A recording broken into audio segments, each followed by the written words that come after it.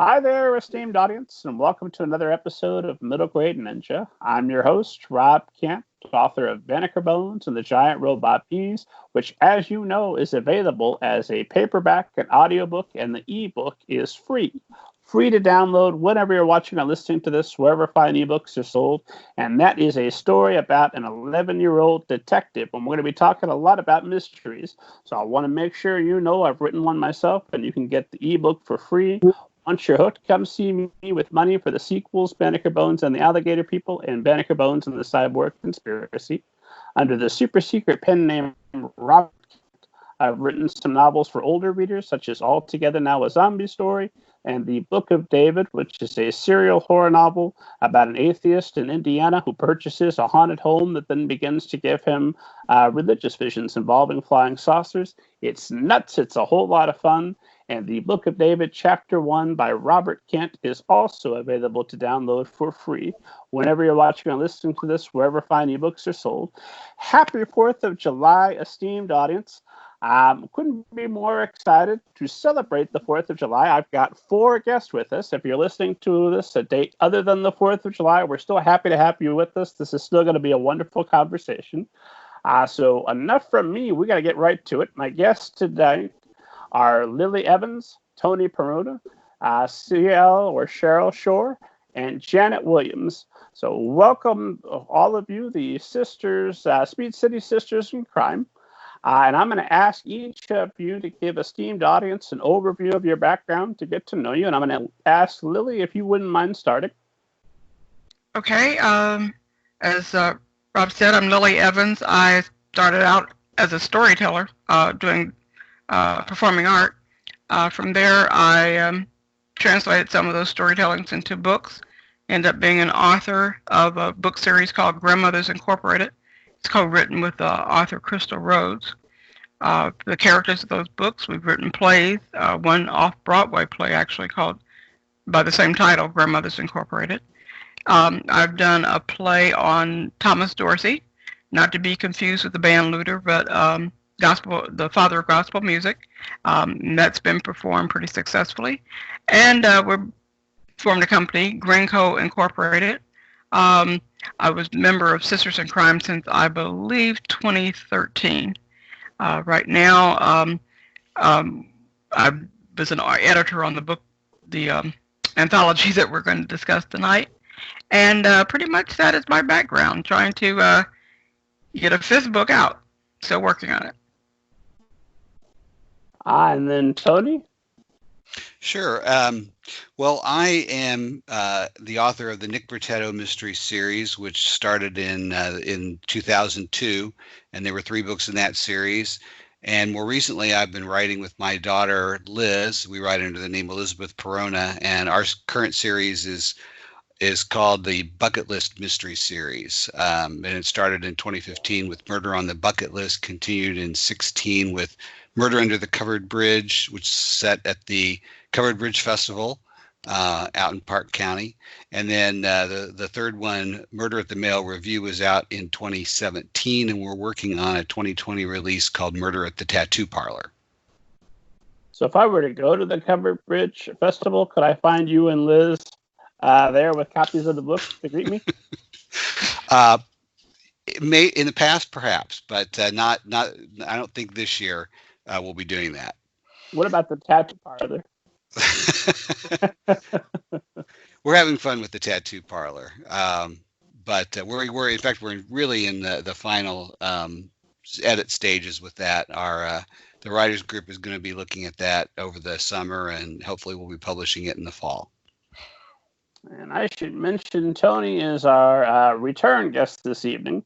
If esteemed audience checks the back catalog, there is, I believe, it's a 2017 in the author panel. The audio from that's included as a bonus episode way back.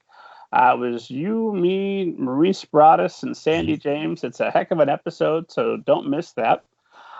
Tonight, keeping the roll call going, we're talking with Cheryl. Cheryl, please introduce yourself.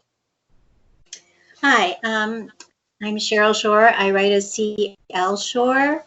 I've been a mystery fan ever since I was in first or second grade, and kind of cut my reading teeth on Nancy Drew, Dana Sisters, and Trixie Belden books. And my first writing that I did of any length as an adult was professional writing, which I credit with helping me do two things: making me sit in a chair and write, and also getting through a project from beginning to end. I have one suspense and two full-length mystery novels, and my latest novel is actually not a mystery, but it's the result of a class I took courtesy of Sisters in Crime. And I have been a member of Sisters in Crime for over a decade, and I have been a past president. I've also written several short stories that have been published in print, some in our anthologies, one in an online publication, and of course I have a short story in the 2020 anthology. And then last but certainly not least, Janet, if you would introduce yourself as well. Yeah, I'm Janet Williams, and I've spent most of my life as a professional writer. I'm a journalist. I'm currently the executive editor of thestatehousefile.com, and it's a website, and it's a program run out of Franklin College with journalism students. As a fiction writer, I thought I was going to retire a couple of years ago, and I started taking classes at the Writers Center. Kind of met Suzanne Harding. Some folks know her. She invited me to join another writing group, and from there I joined Sisters in Crime later in 2015 and became involved with the organization. Since then, I've had 4 short stories published in anthologies. I've got a on the works, and some other things that I'm working on, and I'm looking forward to retiring soon a second time, so I can actually write what I want to write rather than rewriting student copy. Yes, wouldn't it be nice to take a break from all that writing with some more writing? Oh, how relaxing. But you know it is. I mean, that's it. When it's your stuff, it's so different than when you're working on other people's stuff. That's very true.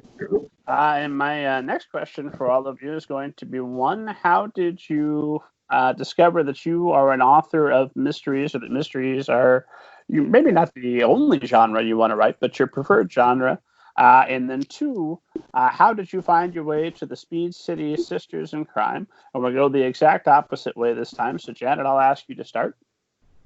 Well, I found my way there. As I said, I retired from a corporate job in 2015, and I decided that, hey, I always wanted to be really write fiction. I have nothing holding me back. No time constraints, so I started signing up for classes again at the Writers Center.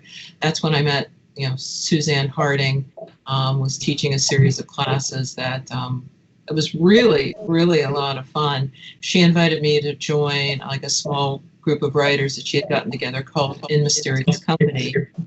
And what we did, and from there, I just met some other writers who were also very much involved in the Speed City chapter of Sisters in Crime. So I decided to show up to see what it was like. And, it's like you find your home when you find yourself surrounded by a lot of, fun, smart, creative people. So, I mean, that's how I got involved. And were you always thinking, I know you covered crime and politics. I don't know which is more distasteful when you were writing. Were you always thinking that this will lead me to a career as a crime mystery writer, or did you just happen happy accident?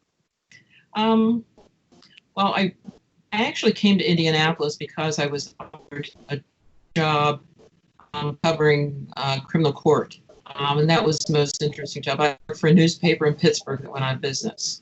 And I had my resume out like all over the country, and I actually had I was lucky enough to get several offers. And I didn't choose the one with the most money. I didn't even choose the city where I already knew somebody. I looked at the job and I thought, geez, wouldn't it be fun to cover like murder and mayhem? So I came to Indiana, and I ended up, one of the first cases I covered was, some of the tail end of the Mike Tyson stuff. So, sitting there in court, I got a seat like right, they sat the reporters right in the jury box. So like, I'm like, 5 feet from, some of the biggest characters of the day, Mike Tyson, like from here to here. And I had a front seat. I had a front row seat to that. Saw Alan Dershowitz in action in the courtroom. Saw him in action on the street, and at that moment, I realized that you cannot trust a single word that man says, because what happened in the courtroom is not what he described on the street. I can't believe that I was shocked by that, but nothing. So that kind of got me in. But I've always been interested in mysteries and writing, and I kind of grew up watching Perry Mason as a little kid with my mom. And I still catch Perry Mason reruns when I can today. So no, I always wanted to write. I think I wrote my first mystery when I was in about 6th grade. It was a murder in a haunted house. Oh, fun. And I should mention that the views but regarding Alan Dershowitz do not reflect the views of the Middle Grade Ninja podcast. Those are and Cheryl, I should mention, I'm chatting with all Hoosier authors this evening, esteemed audience. The regular esteemed audience members know that Indiana authors always get top billing, top priority at the Middle Grade Ninja podcast. So I'm thrilled to have 4 Hoosier authors for you this evening. Cheryl, same question to you. When did you know you wanted to write mysteries, and how did you come to be involved with the Speed City Sisters in Crime? Well, I always liked reading mysteries, so writing mysteries seemed to be the logical next step. And I belonged to a writing group here in Indianapolis, but it was a general writing group, and I think I was getting a little bit frustrated with the feedback I was getting. And I had a friend who had just gone to a Sisters in Crime meeting to hear a specific speaker as part of the program. So found out when they were meeting and showed up. Started going to a critique group, which I found so much more helpful than my general critique group at the time. This was probably 15, 20 years ago, maybe 15. And I just felt like I'd found my people who understood me. They got where I was. Yeah. So they really helped me on the process. And then Tony? Well, I think like Cheryl, and I think Janet said something similar. I grew up reading mysteries, loved the Hardy Boys. Remember having a copy of the Hardy Boys Detective Handbook. It was a prized possession. And so I just, really, I just loved mysteries. And although I went through a short science fiction phase in high school, by and large, mysteries have always been a part of my reading my set of reading materials. I just always loved it. But I didn't really think about writing a mystery. I had been writing all through college and into graduate school. And in graduate school, I discovered that I had the ability to stick with a long project because I wrote a couple of co-wrote a couple of musicals with some friends that we actually produced on stage. And so after graduating and going into profession, public relations and advertising, where I was doing a lot of writing, I began to think that, as I was going through an Agatha Christie phase at the time, and I thought, I could write one of these. I mean, how hard can it be? Well, it's an amateur sleuth. I was reading the Smart Boy. Look, it's an amateur sleuth, right? I mean, so they know somebody's lying, and so they go around until they find out who's lying the most. And anyway, I did find out how hard it could be. And the first novel that I wrote is so bad it's locked away in the attic and no one will ever see it. But in fact, I think I've thrown it away since then, so no one will definitely ever see it. But along in writing that, I got the idea for the Nick Bertetto series, a stay-at-home dad, former investigative reporter that has a knack for solving mysteries with a supernatural element, and did 3 of those. And then because my publisher had decided they didn't want to publish any more of those, and I get that. I began to think about what else I wanted to do, and I loved cozies. Obviously a Miss Marple fan. I'm a fan of Amateur Sleuths, and also loved like Diane Mott Davidson, who wrote a lot of culinary mysteries, and loved Murder, She Wrote. And I thought, this is somewhere I wanted to go with more of a cozy type feel. So came up with the Bucket List mystery series, which is about a group of older women who are trying to accomplish all the strange and wonderful things on their bucket list, but they keep stumbling over dead bodies. And that took. And so we've been and then my daughter came on board because the editor that was publishing us at Midnight Ink really wanted a female name on the book. She felt that cozies sold better if they had a female name, and my daughter Liz, fortunately, is a wonderful writer.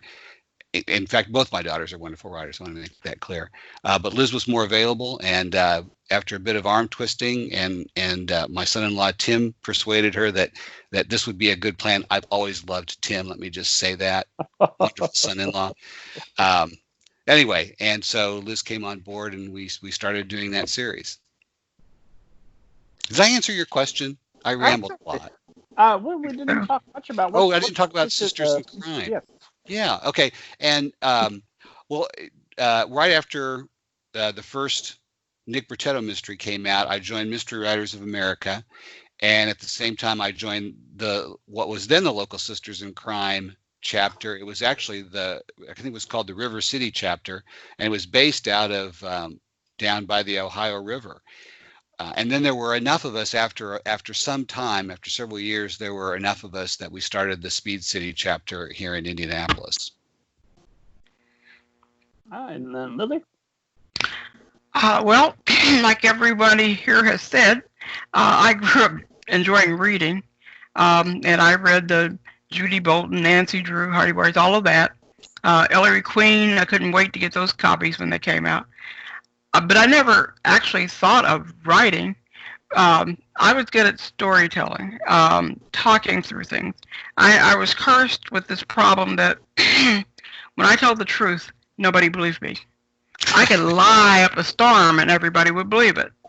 So I kind of got involved in storytelling and doing contests.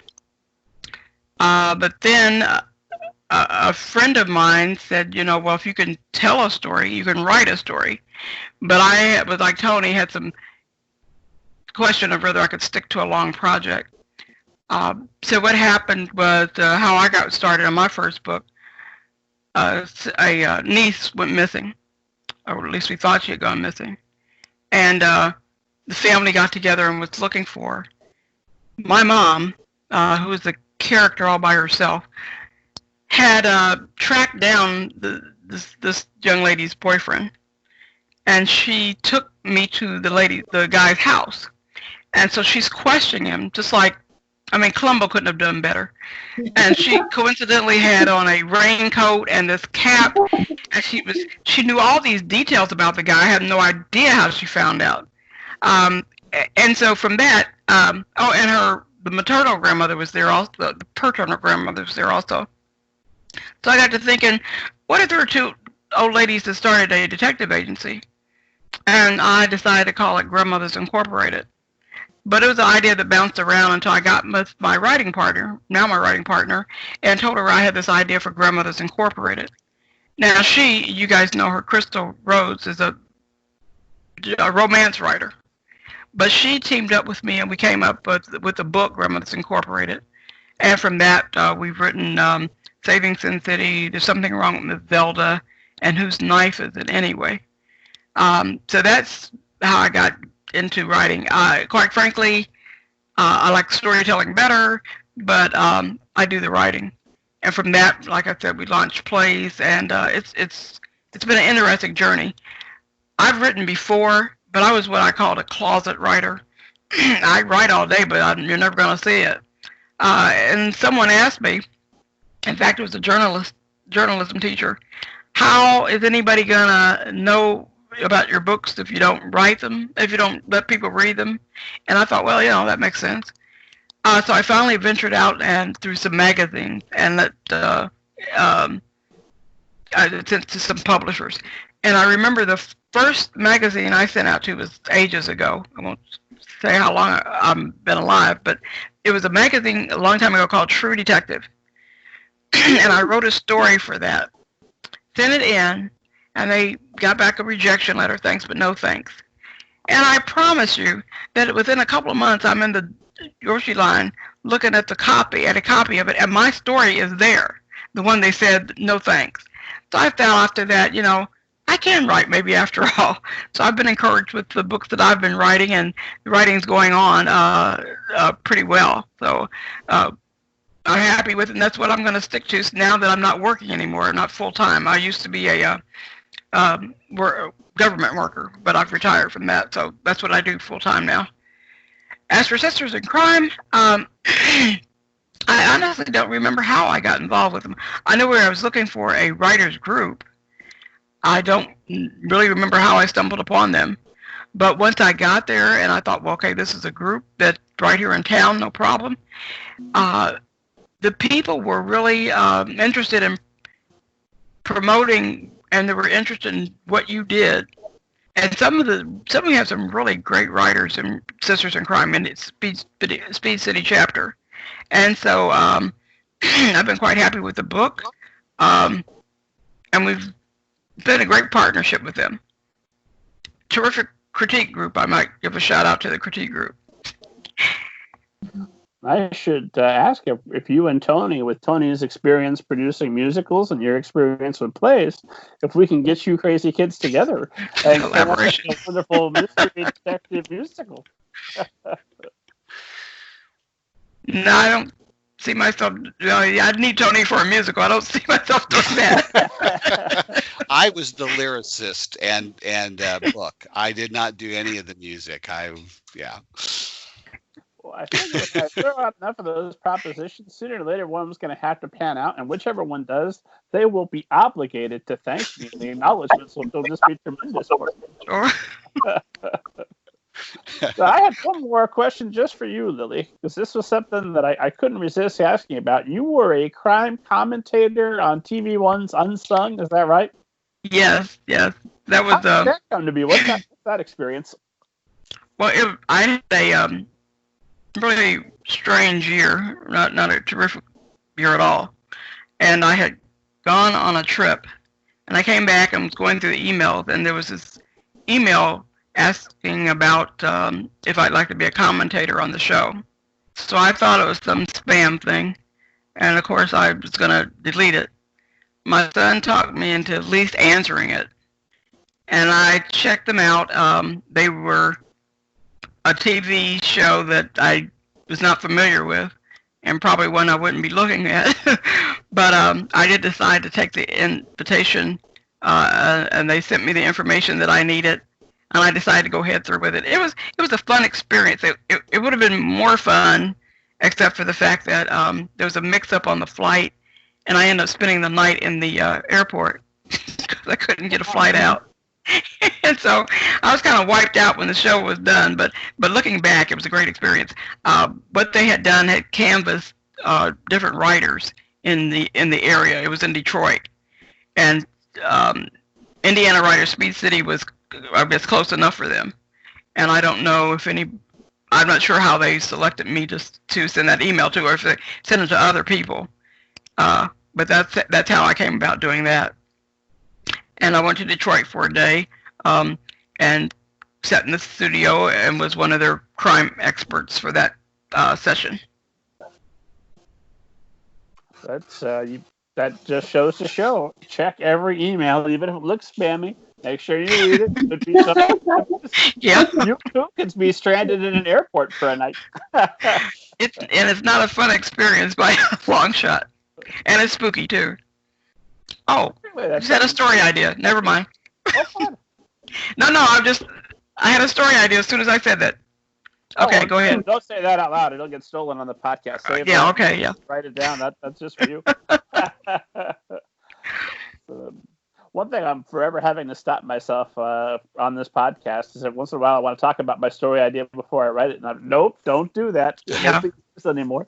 Well, one more. I say a softball. It's not a softball. This will be probably the hardest question I ask all night. And then we're going to get down to talking about Murder 2020, the new anthology available now. But my impossible question is, what is, if you could only recommend one mystery novel that esteemed audience listening would enjoy, that you would want them to read, what would it be? And I will pick Cheryl to go first. Yeah. Oh my. There are so many good books, and there's also some books that kind of cross genres, and I think some of those are my favorite. They're not pure mysteries, but they include a mystery. But I think, like Tony, I went through an Agatha Christie phase. And my favorite book of hers was The Murder of Roger Ackroyd. I think everybody should read that book. So even if you haven't read any Agatha Christie, or if you think she's kind of dated or passé or whatever, I would recommend The Murder of Roger Ackroyd. Janet, you look like you've got one on the tip of your tongue. 1 second. Oh, Just finished. It's going to be a visual display. Actually, kind of being cooped up because of the pandemic, just kind of stuck at home. I was looking for something that would be like comfort food. So what I did is I had gotten, I went through all of Deborah Crombie's. I had read them like in bits and pieces over the years, and then I started trying to find them in order, and I just picked up her last one. And what I really like about her writing and her stories is the plots are really rich.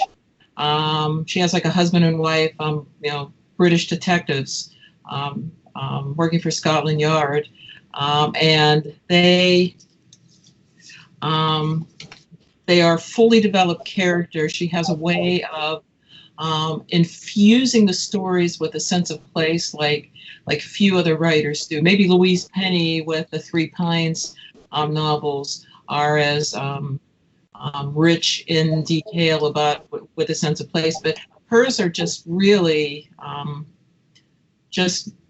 she invokes like all of your senses while you're reading.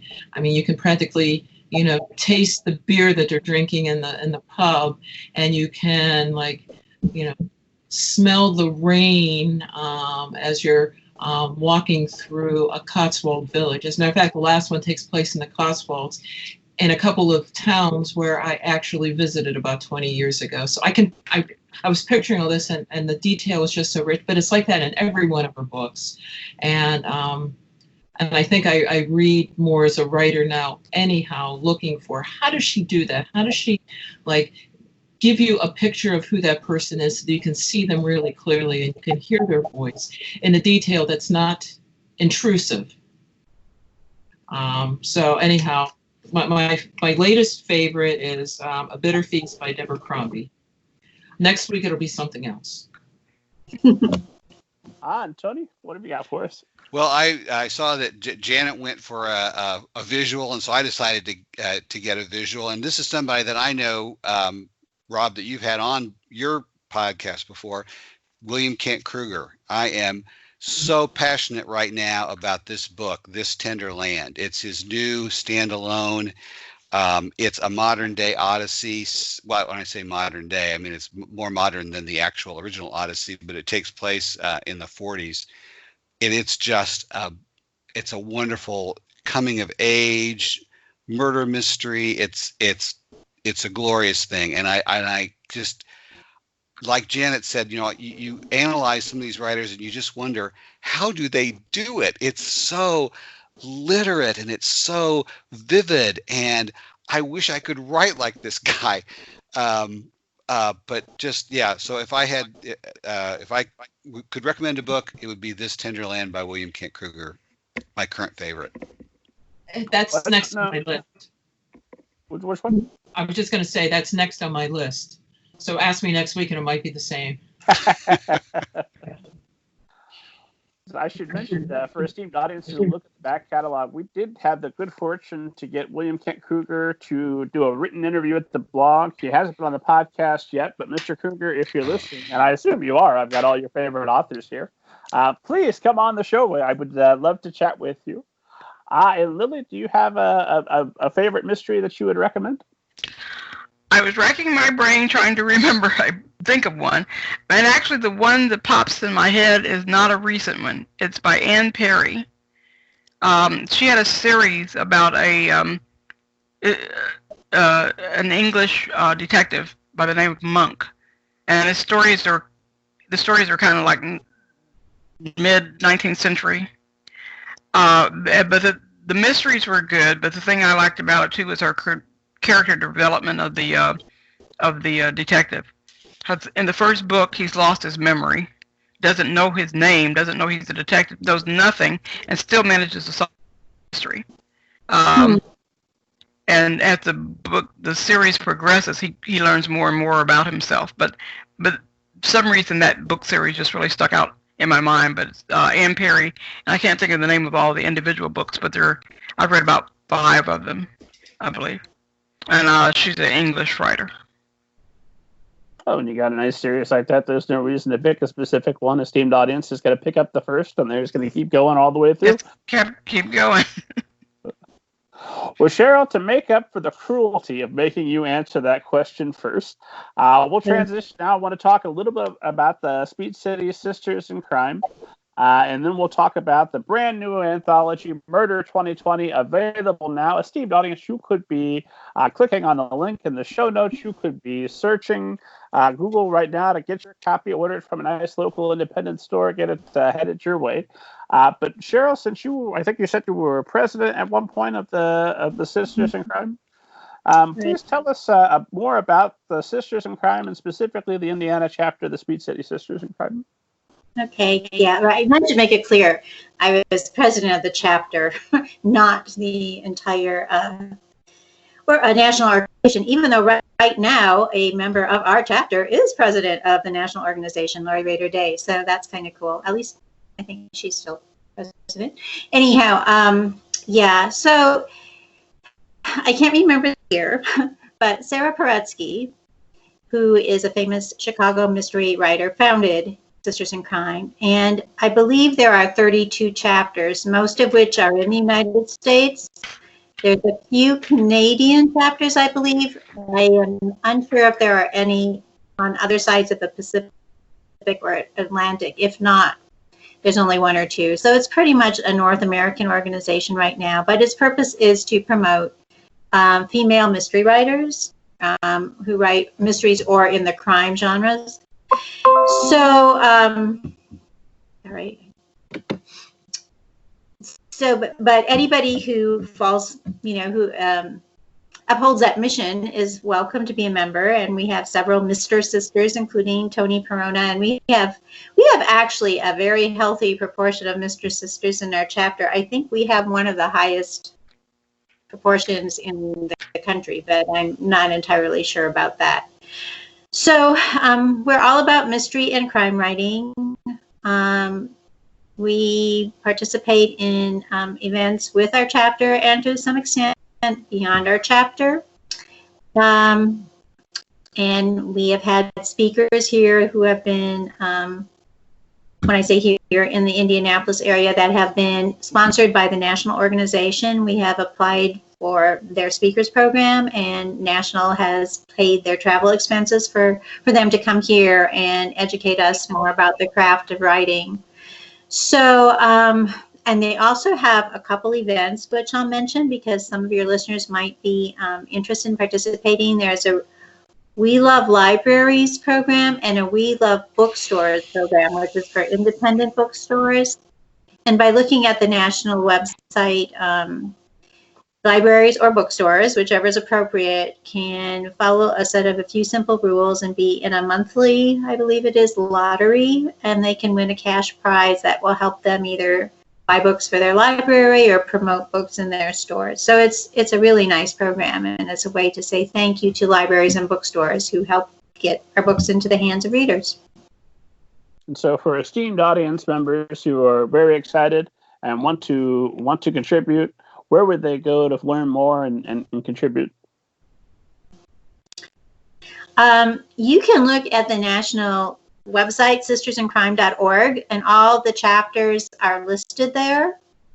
And then by contacting that chapter, most of the chapters have website, and I believe there's contact information for each chapter on the national site.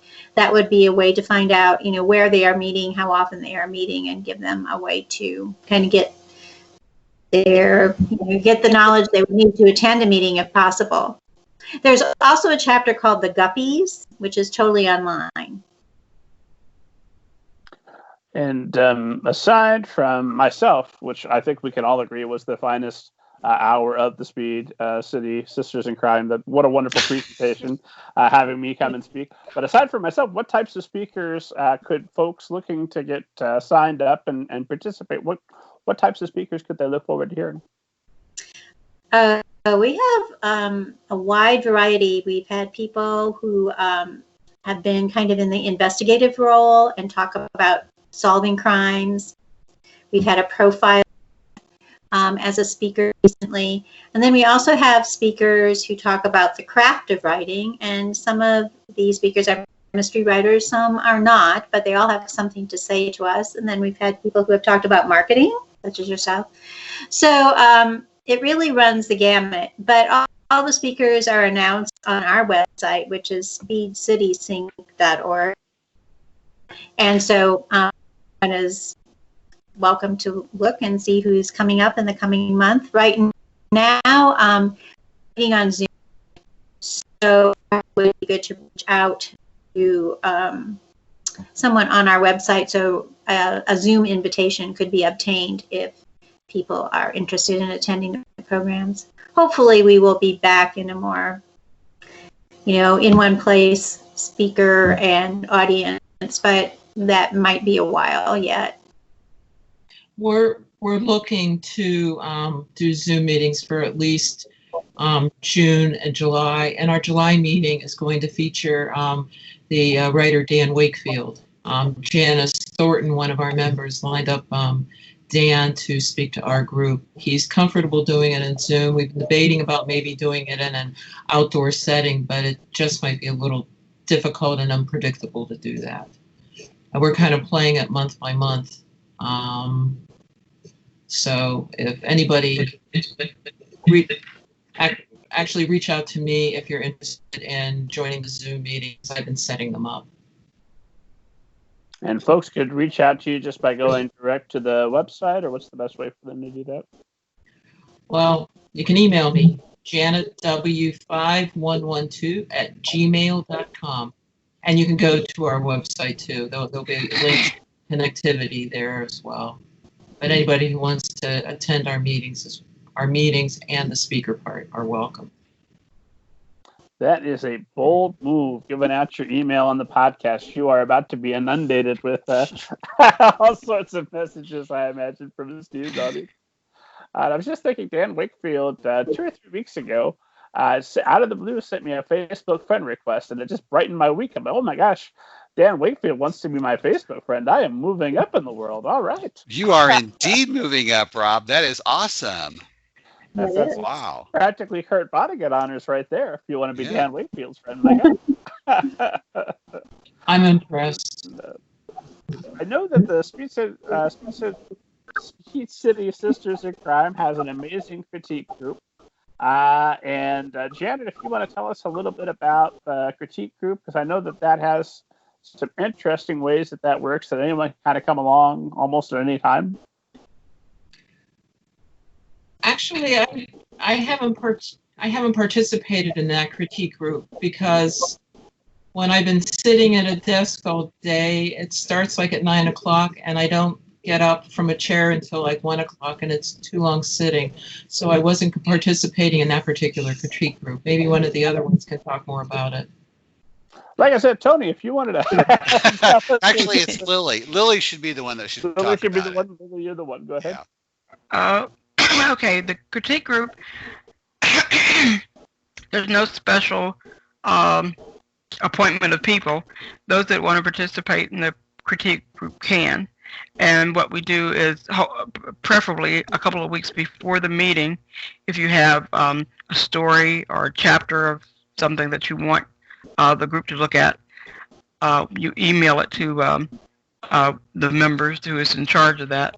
She sends it out to the other critique members, and then they offer their opinions on it. The critiques are everything from grammar critiques to content critiques. The group is good at spotting holes in your plots, and so the group meets. Well, I'm not sure how we're doing it now, but we were meeting before the scheduled Sisters in Crime meeting, and the critique group would discuss the stories that had been submitted. So that's the way we were doing it. Since the pandemic, I know I've sent out a couple of things to the group, and they email their responses back and their corrections. But the group is always careful to give what I'm trying to say. Constructive. Thank you. Constructive criticism, and if you don't like something, people have said what they don't like, and you can take that information and build your stories on it. And I really appreciate the group. I wrote a story, a short story about a gentleman had an addiction, and someone very correctly pointed out, before I write about something like that, I should know a little more about it, and things like that are helpful. So it's a really great group. And so you immediately went out and became addicted, and then you were ready to. I took another route. Well, I'm already addicted to chocolate, but that wasn't it. That's problems enough. There's no reason to add to it.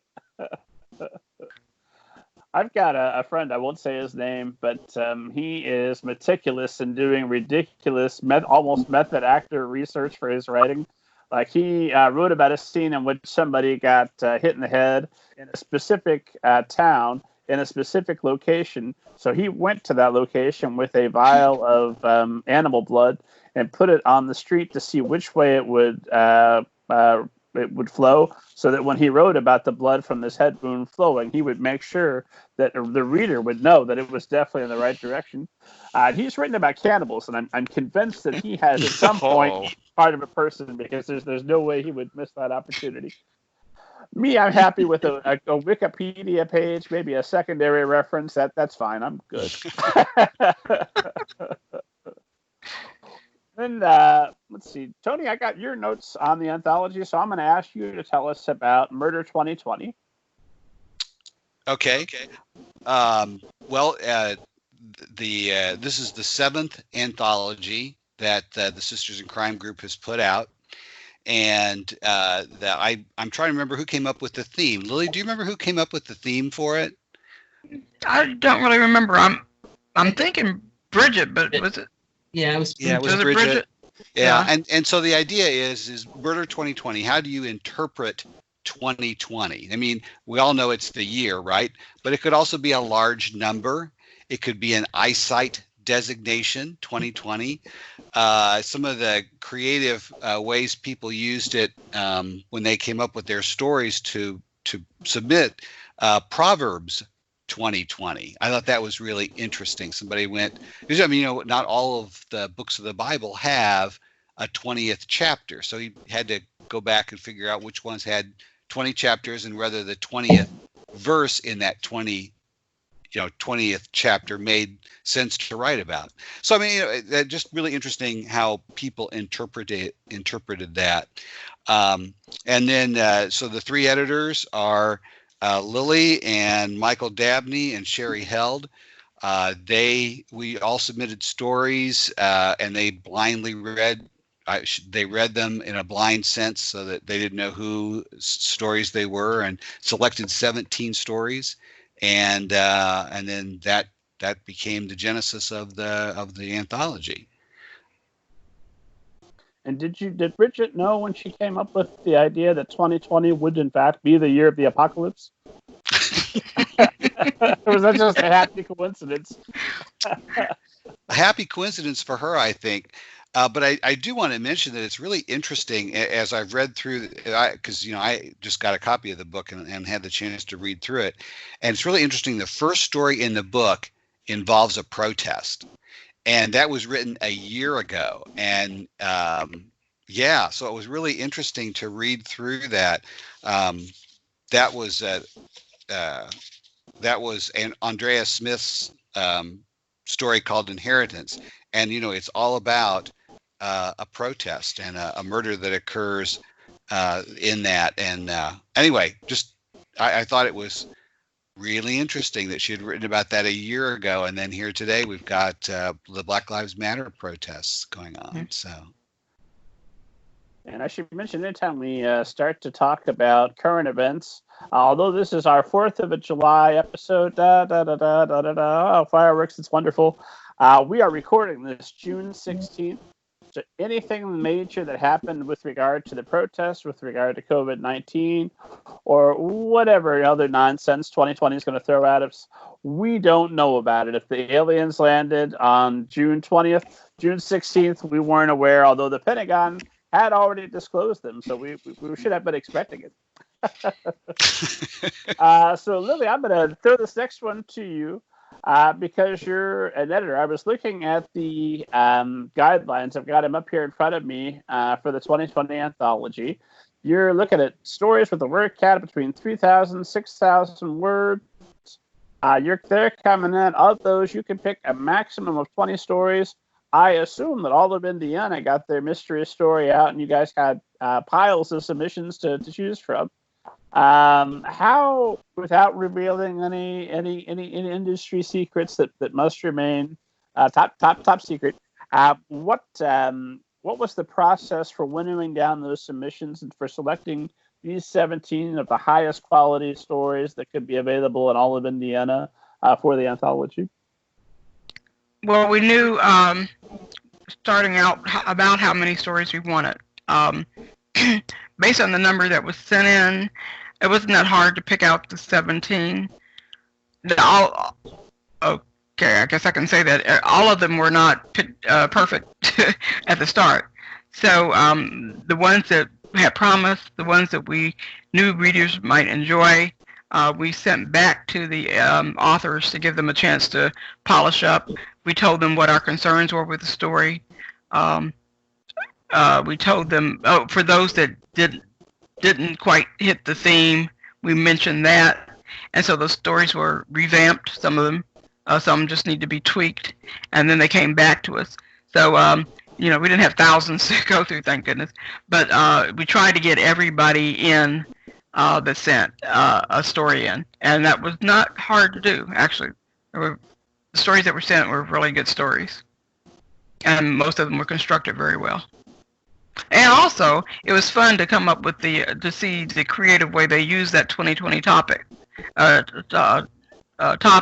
because when I saw 2020, I wasn't really sure how that was going to work, but the folks adapted to it very well, and some very creative stories around it too.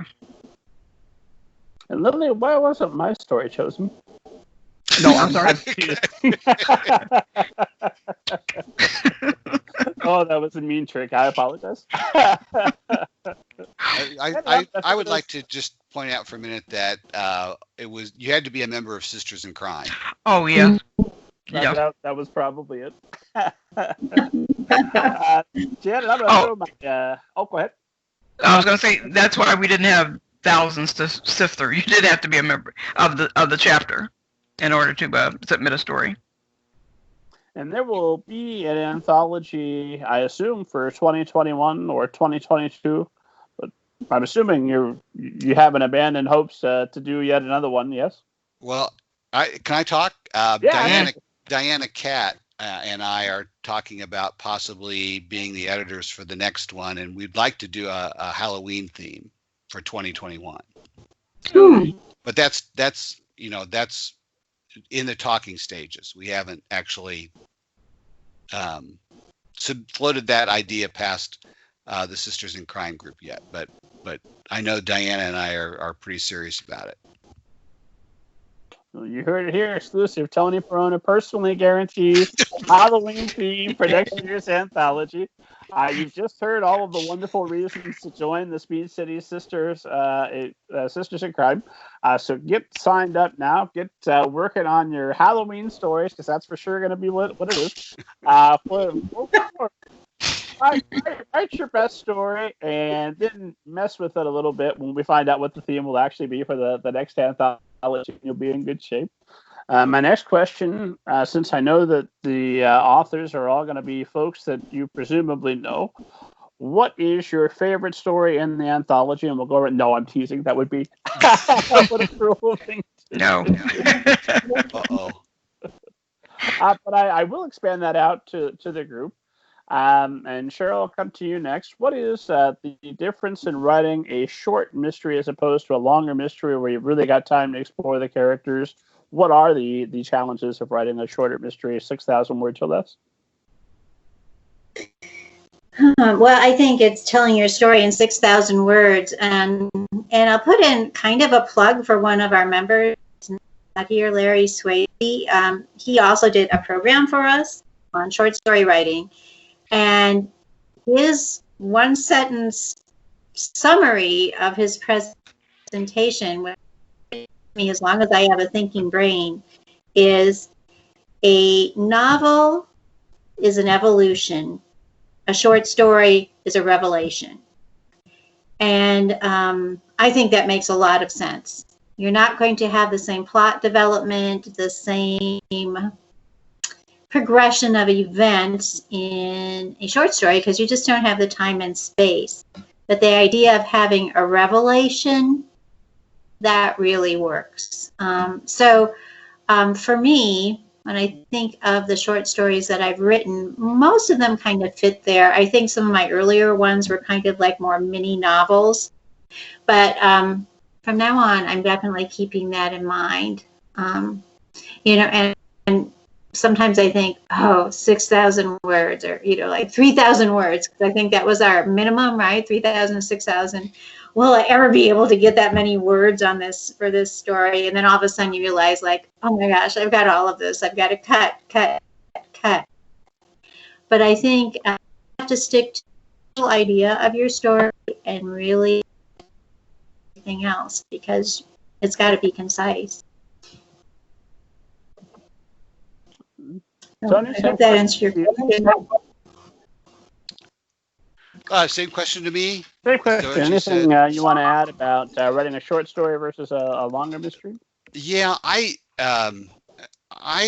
used to really struggle with short stories. I started out with the long form, which I think is very different than most people. I think most people start out with a short form and then expand into that. And I started with the long form. So for me, for a long time, short stories were really tough. And I took a class online from Dean Wesley Smith, who's an incredibly prolific writer. You probably recognize that name, Rob, since he does a fair number of science fiction fantasy stuff. But the method that he used, and it works for me for short stories. I've tried it for long form, and it really didn't work. In fact, Murder at the Mail Review was one that Liz and I tried, starting with his premise, and it was a disaster. We will never do that again.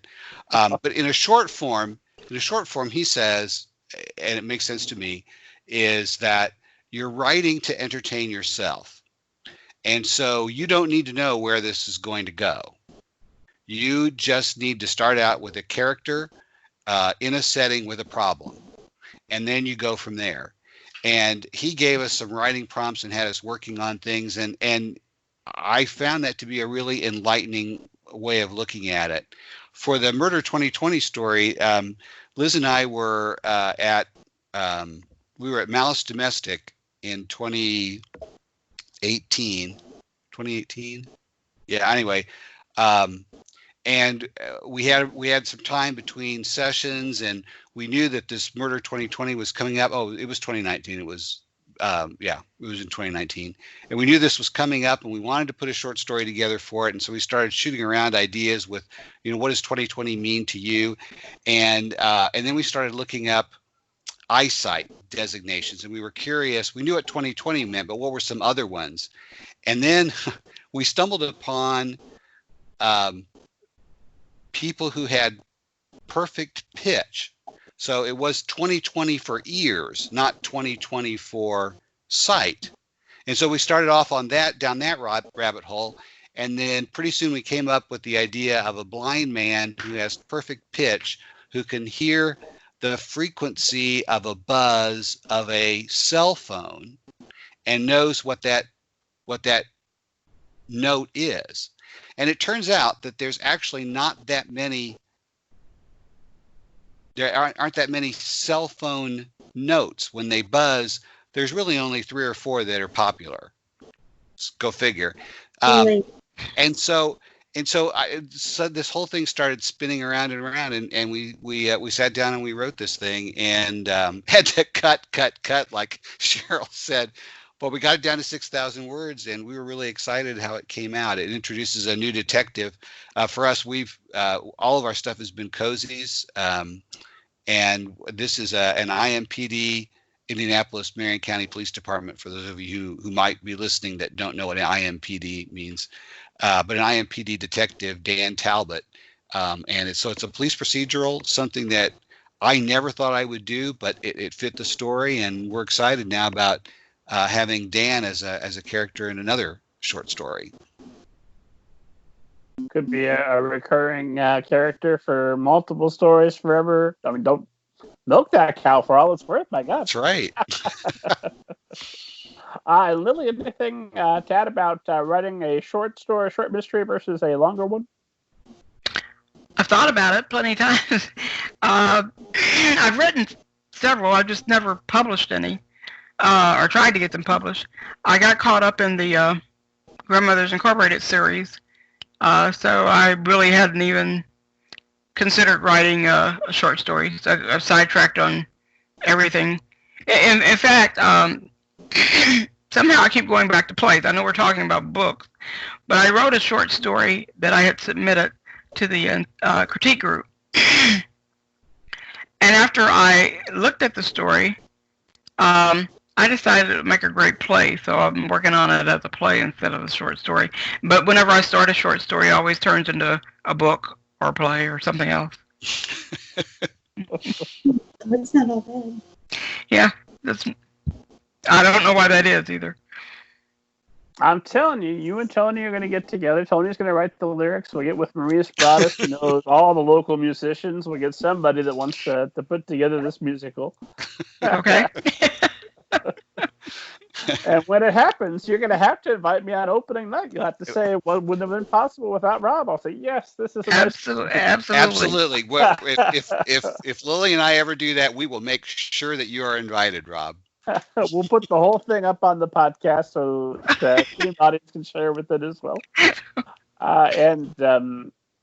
I wanted to, I had a couple of questions specifically about mystery, but I didn't want to, I've been using this placeholder question, and it's a little bit of a lazy question, but I find it really useful because my original thought when I started this show was I'd want it to be a show as an author that I would want to go on. I'd want the types of questions I'd want to be asked.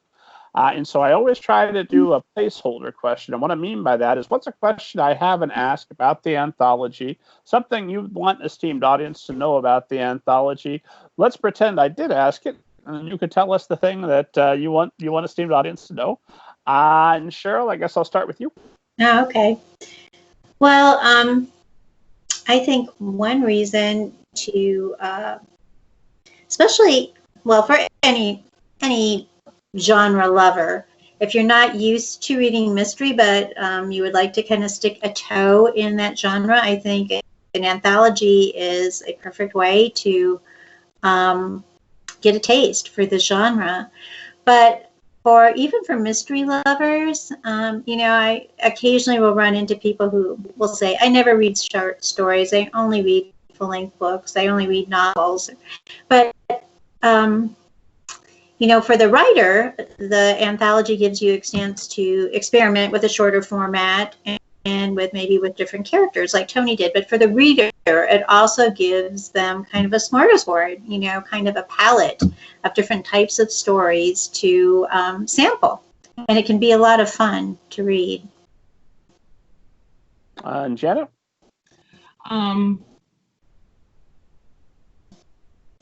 What I like about a collection of short stories, and what I particularly like about this collection is again, a collection that's built around a theme. It's a really fun way to see how different writers kind of tackle that theme. For me, what I often have done with collections of short stories is I've kept a book in the car with me, and then if I'm kind of out and about, and I stop for lunch somewhere, or when I stop at a coffee shop and just read for a little bit, I've got the book there. I just kind of crack it open. I know you can always use a cell phone, but it's really just a fun way to experience an entire story, experience different people's writings, and kind of shorter formats. And it also can kind of give you some ideas of maybe some people's longer works you might want to look at. I've often leaned towards reading novels myself, but I've enjoyed the challenge of taking, ideas and kind of keeping them in that format as Larry Swayze had described it. Keep it, a tight group of characters, make it a revelation about something, and you're marching towards that goal. So I've enjoyed that challenge, and it's really for me. So, Janet, have we lost you? I think we have for a moment. She looks frozen, doesn't she? She does. Mm-hmm. I love that tip of keeping a book on you at all times. I was at the grocery store not that long ago, before we were wearing masks, and I pulled a Switch out of my pocket, and here I am, a grown man with my Mario game, and I got a couple of strange looks from adults, and then I didn't do that again. I stopped taking the Switch into the store with me, but I've always got my Kindle or my Kindle app on my phone, so I've always got a book that I can be passing that time. So there you go. Free tip, esteemed audience. If you're over the age of, let's say, 30, leave the Nintendo at home. Take a book with you. The time will pass. You'll learn something while you're in line. Lillie, what question do you wish you had been asked about the anthology that you'd like to answer?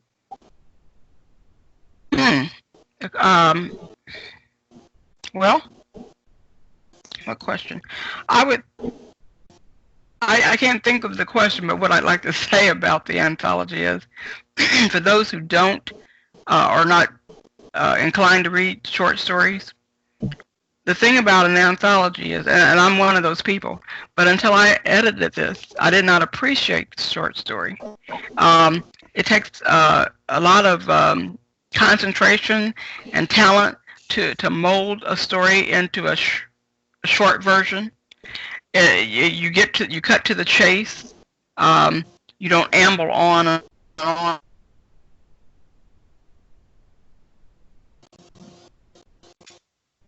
Are we on a cursed podcast? I think we must be. Losing you one by one. Oh my goodness.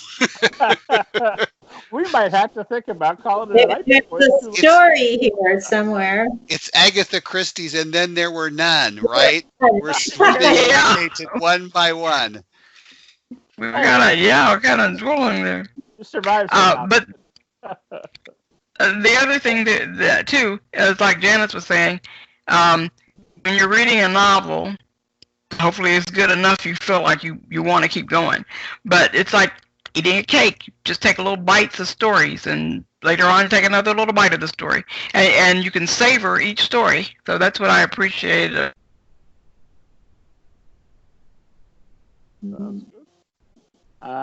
And then Tony, same question to about you. Just no question. What question would fill in your own? Well, I guess one of the things I'd like to highlight about the anthology is that, many of the writers that are in there are nationally published. Andrea Smith, that I mentioned earlier, her story Inheritance, she's been published in Alfred Hitchcock magazine a number of times, and anyone who's a mystery fan knows that Alfred Hitchcock is a very prestigious publication. Yeah. And for many of us, have been privileged to be published traditionally, and so and recognized nationally. But we also have some debut authors in this one.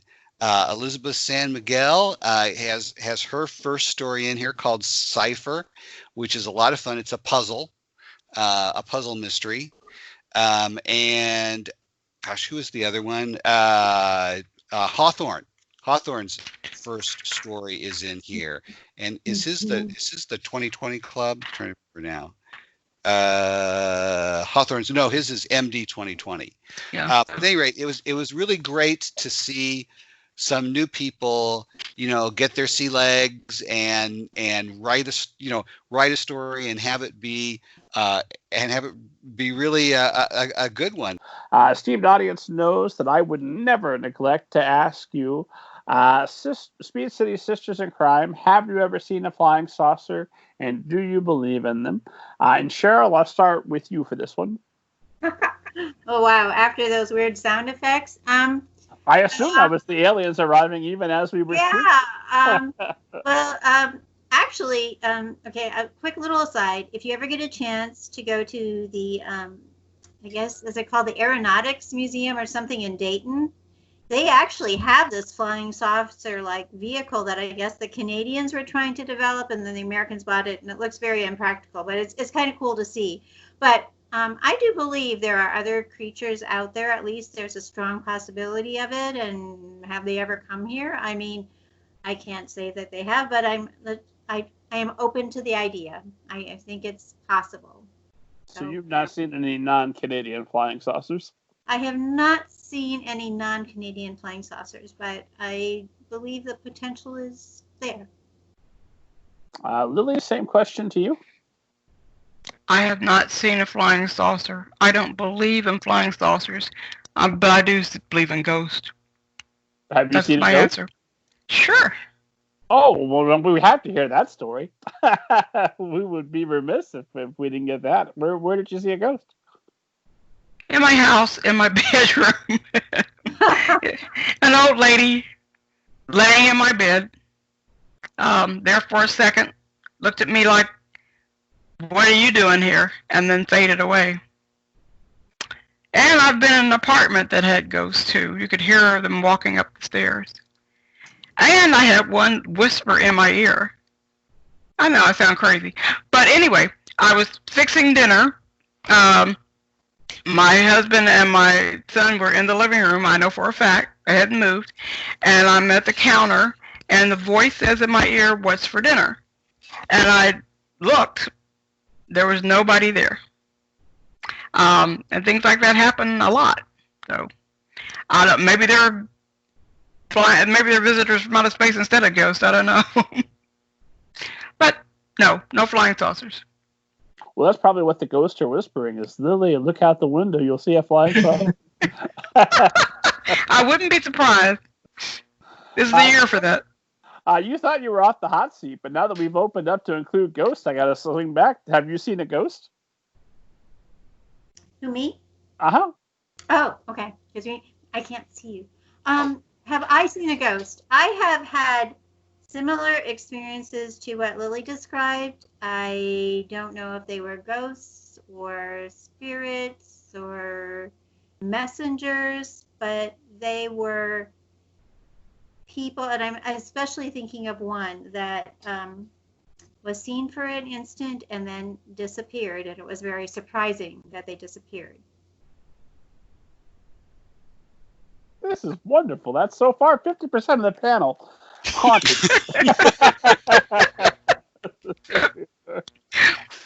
Tony, same question. Flying saucers and or ghost?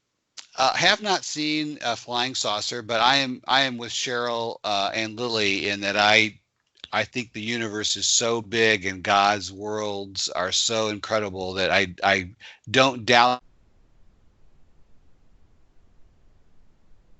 Tony, the ghosts have frozen you. This is magic. Have they? Oh my gosh! Can you hear me? We had. You're back. If you can hear me, that's the important thing. So we'll go with that. Ghosts. Let me tell real quickly. I have seen an angel. At least I believe it's an angel. The night my father passed away, I was with him. I couldn't find the bag that they gave me. Dad was in hospice care, and there's a bag that they give you that has narcotics in it. And Dad was at a point where he desperately needed that, and I couldn't find it. I couldn't remember where it was, and I called the hospice care company. I said, "You got to send somebody here because my dad was really suffering, and he was on the bed, and he was curled up in a fetal position, and he was just rotating around and around and around." And I said, and they said, Tony, we're on the edge of our seat. Oh, yeah. You again. Oh, this is cruelty. It is. When the camera unfreezes, we're going to come back and we're going to hear the rest of the story. Oh, there it is. Okay, so the angel was there. You were looking for the narcotics, and what happened? And they said they couldn't send someone out, that they didn't have anybody available, and they went through this.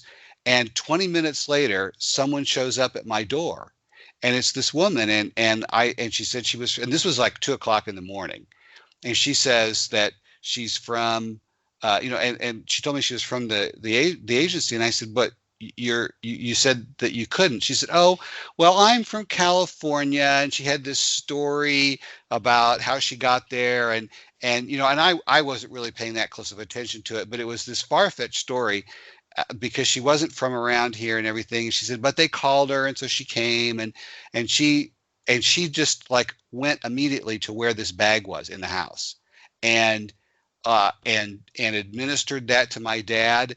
And then and Dad calmed down immediately after the narcotic had been given to him. And then she said, now, when they're in this state, they like to have people, in bed with them, and just get in bed with your dad and just be present for him. And so I put on some Frank Sinatra, which is Dad's favorite, and I just talked to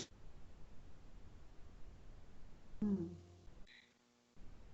This is torture. I want to hear the end of the story. Yeah.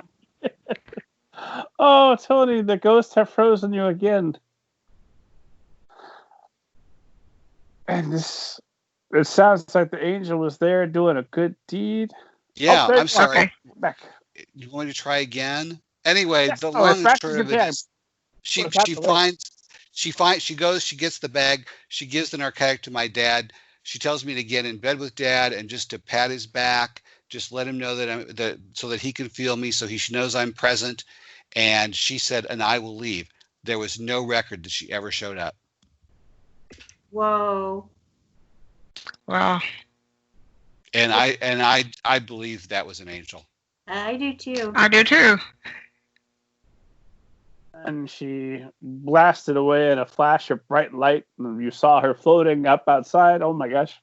I wish I could say that, but no, I mean, she just said, you stay here. I'm going to let myself out. Everything will be fine. Wow. And it was. Yeah. Have you written about that? I have not. Well, now it's too late. The whole internet just heard it. They're stealing it. But the next anthology, or well, you're on the board. You should change it from a Halloween theme to angels that showed up. I'm not on the board, but that's all right. Well, I'm sorry. You're the editor. Well, I might be. Diane, like I said, I have it on good authority, 100%. You're going to edit the next anthology. It's going to be a Halloween theme that we just changed over to angels. Outstanding. Well, Janet, don't let me down. Flying saucers and ghosts. What have you got for us? Well, I'm really disappointed that I haven't seen a flying saucer because I've been trying for my entire life. Once when I was a kid, I was at my grandmother's and was outside and saw this low flying, flashing object, And I'm yelling for my mom, flying saucer, a flying saucer, and it turned out to be a satellite. I was so disappointed.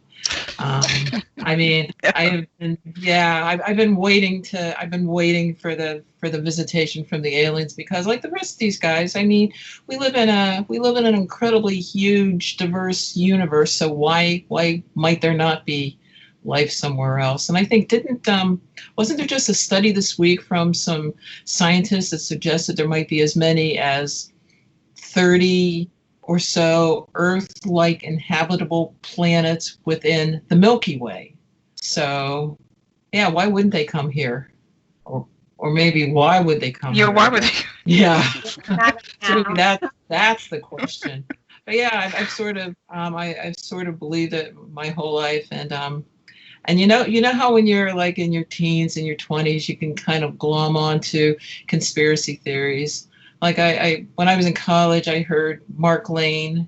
He was a writer who was all wrapped up in the John F. Kennedy conspiracy assassination plots. So I heard him speak. So I was kind of into that for a while. And then a friend and I kind of got into this UFO kick where we absolutely were convinced that the government was covering it up. So we filed Freedom of Information Act requests to Wright-Patterson Air Force Base for information on Project Blue Book. And we got pretty much nothing. But we were demanding it. So we thought for sure Freedom of Information request would crack that conspiracy wide open. And alas, it didn't. But we wrote a lot of letters to Wright-Patterson Air Force Base. I had a friend that served at Wright-Pat, and he assured me that when they would run around, there was one section that has armed guards. That's not for anybody without authorization. And he ran a little bit closer than normal just to test it out. He said that they raised their guns, and he had no doubt in his mind that if he had come closer, they'd have issued him a final warning, and then that potentially could have been it. He says, I don't know, I wasn't there. But I choose to believe it as 100% truth because what a wonderful detail. And Janet, how about Ghost? Have you seen a ghost? No, but like the rest of these guys, I've had a few really weird things happen. This was when I was still in Pittsburgh, and I was driving home after one late night at the paper, and it was driving rain, and this kind of voice in my head kept saying, slow down, slow down, there's a hydroplaning, because the water, you know how the water almost like a coating on the road, almost like a river. And I had two exits that I could choose to get off to get home. And I was determined to go to the second exit, which was closer to my home, when this like voice like in my head said, get off now. So I did. I turned off, and I'm watching the news later that night, and at my exit, at the other exit, a car had hydroplaned, reverse direction, and slammed head on to a coming car and killed all the occupants in that oncoming car. That totally freaked me out because it was so, I mean, it wasn't like a loud voice in the car. It was that voice in your head that says, do this and do this now. So like, I don't know where that came from, but that was like weird, but I was grateful. And freaked out. No doubt. Fantastic. This is the most successful round of that question I think I've ever had. I ask everybody about flying saucers and, when applicable, ghosts. Francesca Zappia maybe wins because she did her interview from a haunted house, but still, to have four of you and everybody's got a story, that's pretty fantastic. I'm well pleased. Well, here's back to turning our attention back to more earthly concerns, I suppose. My final question is always some variation. If there was one bit of wisdom or multiple bits of wisdom that you could go back and give to yourself at the start of your writing journey that maybe would make things easier for all the authors and writers listening now, what would you go back and tell yourself? And Lillie, we'll start with you for this one.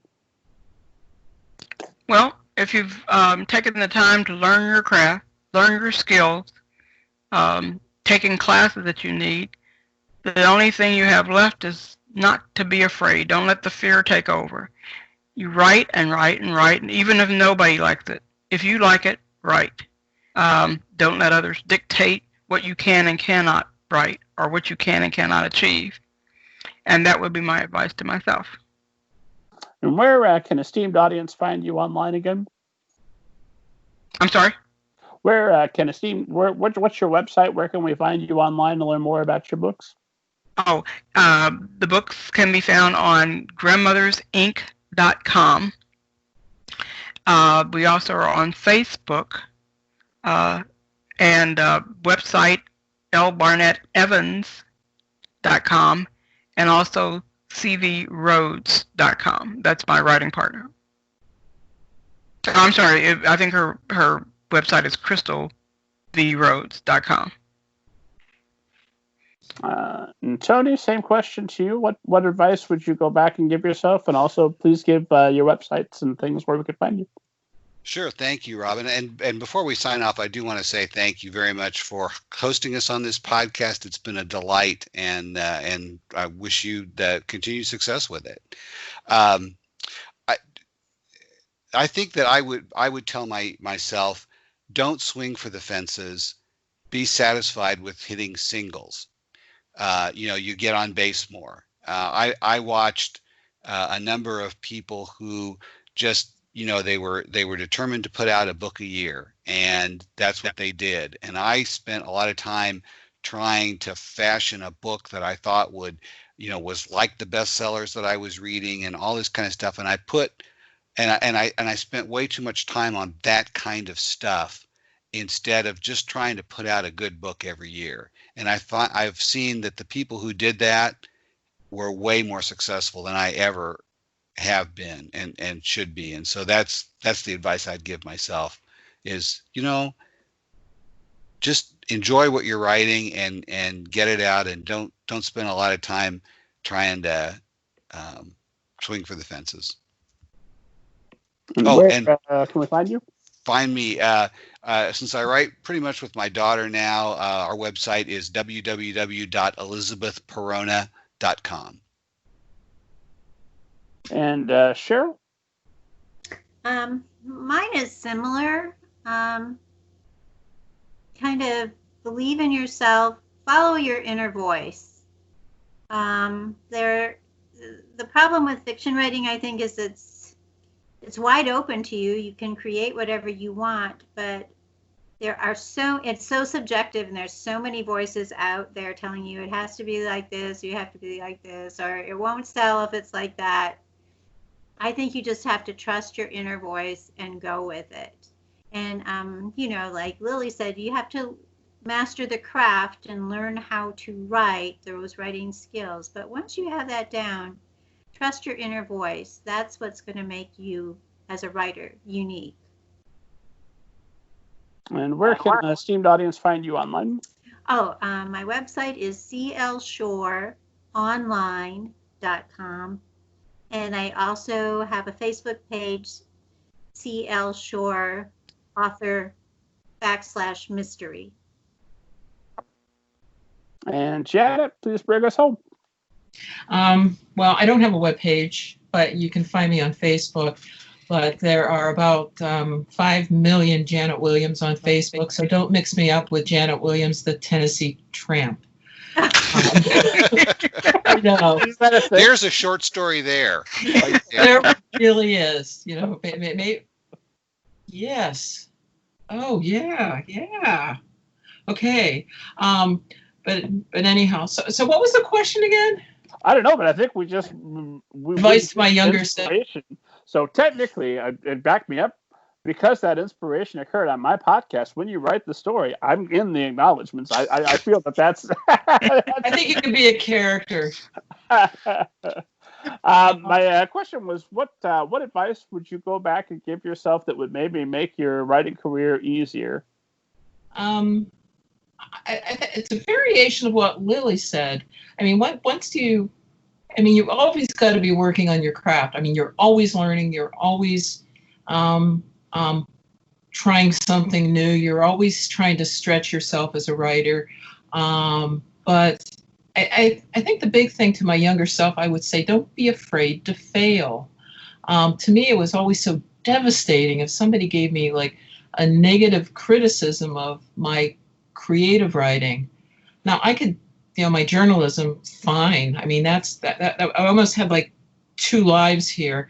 I knew turning in a story as a journalist, there's going to be an editor asking me questions about it, and and maybe reworking it. But that creative part, comes from so deep in your soul that you're afraid when you put yourself out there that you're going to get a kick in the gut.